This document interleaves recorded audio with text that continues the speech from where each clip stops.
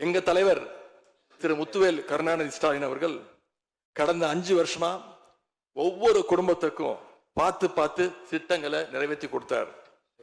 அந்த திட்டங்களை எல்லாம் நீங்க தொடரணும். தயவு செஞ்சு அதுல அரசியல் செய்ய வேணாம்.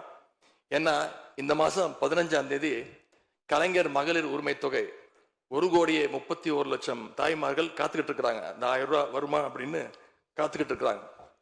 அதே மாதிரி புதுமை பெண் திட்டம், தமிழ் புதுவன் திட்டங்கள்ல காலேஜ் போற ஸ்டூடெண்ட்ஸ் அவங்களுக்கு வர மாசம் வர கல்வி ஊக்கத்தொகை 7ஆம் தேதி கொடுத்துருக்கணும். இது வரைக்கும் வரல. அவங்களும் காத்துக்கிட்டு இருக்கிறாங்க. இப்ப ஸ்கூல் இல்லைனாலும் ஜூன் 2ஆம் தேதி ஸ்கூல்ல ரீஓபன் பண்ண போறாங்க. அப்ப காலை உணவு திட்டத்துக்காக பள்ளி மாணவர்கள்லாம் காத்துக்கிட்டு இருக்கிறாங்க.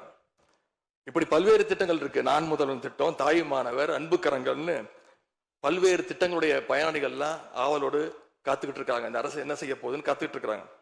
அதனால நான் உங்ககிட்ட கேட்டுக்கொள்றது, மாண்புமிகு முதலமைச்சர் அவர்கள் பதவி ஏற்றதும் தன்னுடைய முதல் உரையில அவகாசம் வேணும்னு கேட்டீங்க. நிச்சயம் அவகாசம் எடுத்துக்கோங்க. ஆனா காத்துக்கிட்டு இருக்க அத்தனை பேரையும் ரொம்ப காலம் காக்க வச்சிடாதீங்க. அது மட்டும் இல்ல, தேர்தலுக்கு முன்னாடி பல கவர்ச்சியான வாக்குறுதிகளையும் நீங்க கொடுத்திருக்கிறீங்க. மக்கள் அதுவும் ஞாபகம் வச்சிருக்கிறாங்க. மகளிருக்கு மாசம் 2,500 ரூபாய், ஆண்டுக்கு 6 சிலிண்டர், தங்க செயின், மோதிரம், பட்டுப்புடவை, வேலையில்லா இளைஞர்களுக்கு உதவித்தொகைன்னு அந்த லிஸ்டும் நீண்டுட்டே இருக்கு. பெரிய லிஸ்ட் தான். அதுல ஒரு சில வாக்குறுதிகளாவது முதல் கையெழுத்துல நீங்க நிறைவேற்றுவீங்கன்னு மக்கள் எதிர்பார்த்தாங்க. நீங்க வாக்குறுதிகளை சொல்லும் போது நடைமுறைக்கு சாத்தியமானதை மட்டும்தான் சொல்றேன்னு எல்லா கூட்டத்திலையும் திரும்ப திரும்ப சொல்லியிருக்கிறீங்க.